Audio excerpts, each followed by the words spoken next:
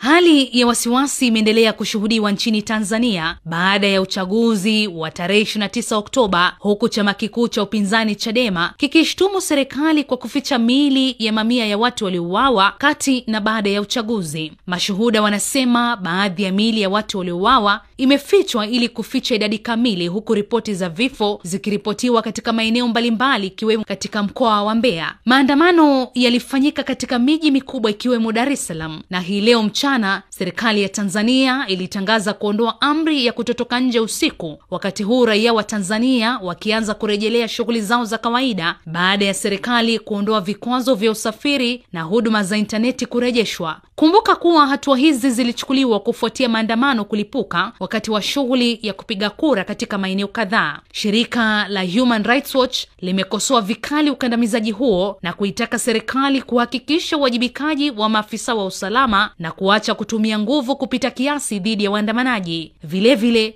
hali hiyo imeibua shinikizo la kimataifa, huku baadhi ya nchi zikiwemo Uingereza, Norway na Canada zikiripoti idadi kubwa ya vifo, na kanisa Katoliki likieleza kuwa mamia ya watu wamepoteza maisha, ingawa hakuna idadi rasmi iliyothibitishwa.